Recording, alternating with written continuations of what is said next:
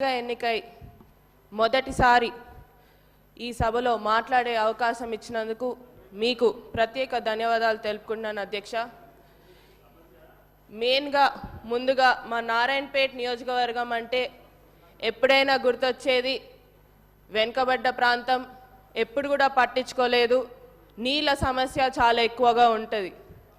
ఈరోజు మా నారాయణపేట నియోజకవర్గ ప్రజలందరి తరపున, రైతు మిత్రుల తరపున ఈరోజు మాకు పండగ లాగా ఏదైతే ముఖ్యమంత్రి గారు మాకు జియో 69 ద్వారా Narayanpet Kodangal lift irrigation administrative sanction అనేది ఇవ్వడం జరిగింది. 2,945 కోట్లు ఇవ్వడం జరిగింది. దానికోసమని ప్రత్యేకంగా ముఖ్యమంత్రి గారికి మరియు ఇరిగేషన్ మంత్రివర్యులు ఉత్తమ్ కుమార్ రెడ్డి గారికి ప్రత్యేక ధన్యవాదాలు తెలుపుకుంటున్నాం అధ్యక్ష. దీనికోసం ఇప్పుడు దాకా మా రైతులు చాలా కష్టపడ్డారు. ఈరోజు మాకైతే పండగలాగా ఉంది అధ్యక్ష. మా నియోజకవర్గంకి వెళ్తే రైతులు చాలా సంతోషంగా ఉన్నారు. ఈ ప్రాజెక్ట్ వల్ల ఏదైతే 1,00,000 ఎకరాలకి నీళ్ళు అనేది, మాకు సాగునీరు అనేది రాబోతుంది. ఎందుకంటే వలసలు జిల్లాగా మారిందని చెప్పి ఇంతకుముందు కూడా అన్నారు. అవే వలసలు తగ్గి మళ్ళీ తిరిగి అదే వలసలు పోయిన వాళ్ళు తిరిగి వచ్చి వాళ్ళ భూముల్లో వాళ్ళ పంట పొలాలను కోసమని పనిచేసుకోవడానికి అవకాశం ఇచ్చినందుకు ప్రత్యేక ధన్యవాదాలు అధ్యక్ష.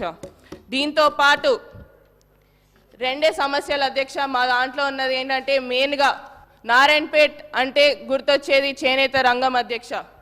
చేనేత రంగంని కూడా నారాయణపేట్గా మీ ద్వారా ముఖ్యమంత్రి గారిని మరియు టెక్స్టైల్ ఇండస్ట్రీ మంత్రివర్యులు తుమ్మల నాగేశ్వరరావు గారిని నారాయణపేట నియోజకవర్గంలో చేనేత కార్మికుల ఉపాధి కోసమని ఒక టెక్స్టైల్ పార్క్ని మంజూరు చేయాలని మా మనవి అధ్యక్ష. దీంతో పాటు చాలా ఉన్నాయి అధ్యక్ష సమస్యలు.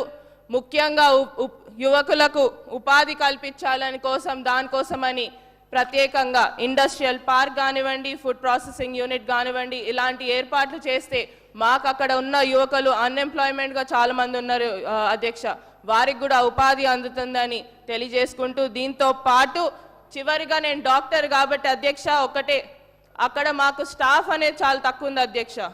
మాకు ఈ ఏదైతే డిస్ట్రిక్ట్ హాస్పిటల్ కానివ్వండి ఆడ స్టాఫ్ అనేది సరిగ్గా ఉండదు. మా పిహెచ్సిలు సిహెచ్సిలు ప్రతి ఒక్క ప్లేస్లో కూడా స్టాఫ్ చాలా తక్కువ ఉంది అధ్యక్ష. ఆ స్టాఫ్ కోసమని కూడా మా హెల్త్ మినిస్టర్ వర్యులని దామోదర్ రాజనరసింహ గారిని మరొకసారి కోరడం జరుగుతుంది. ఏదైతే స్టాఫ్ అనేది కూడా పెంచాలని కోరుతున్నాం అధ్యక్ష. ఈ అవకాశం ఇచ్చినందుకు ప్రత్యేక ధన్యవాదాలు అధ్యక్ష. దయచేసి నమస్కారం అధ్యక్ష. సభ్యులు చెప్పింది నోట్ చేసుకున్నాం.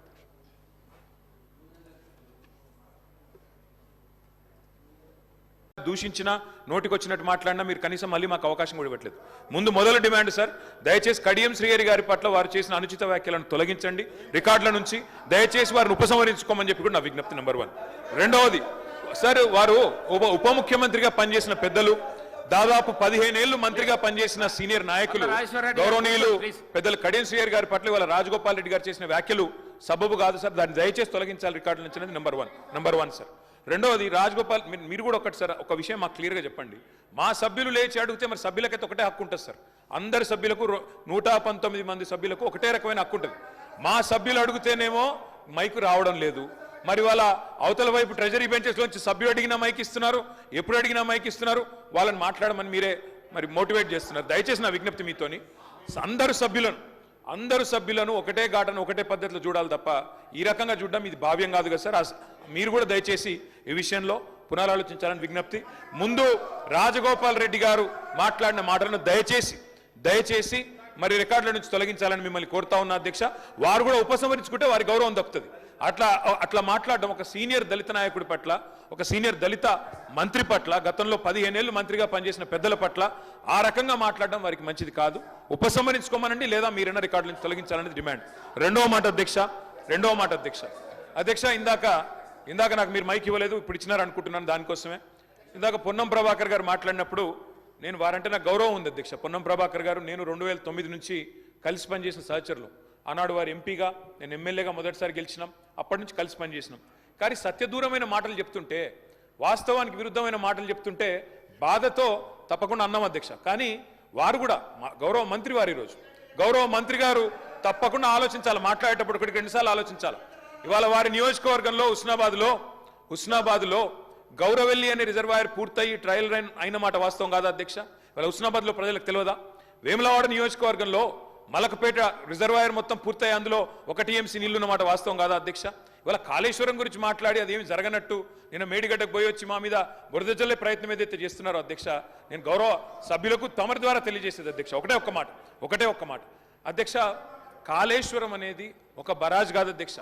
కాళేశ్వరం అంటే 3 బరాజులు, 15 రిజర్వాయర్లు, 21 పంప్ హౌజులు, 19 సబ్ స్టేషన్లు, 203 కిలోమీటర్ల టన్నల్స్, 1531 కిలోమీటర్ల గ్రావిటీ కాలువలు, 141 టీఎంసీల స్టోరేజ్ కెపాసిటీ, అదేవిధంగా 240 టీఎంసీల యూటిలైజేషన్. శ్రీయర్ గారు ఏమన్నారు అధ్యక్ష?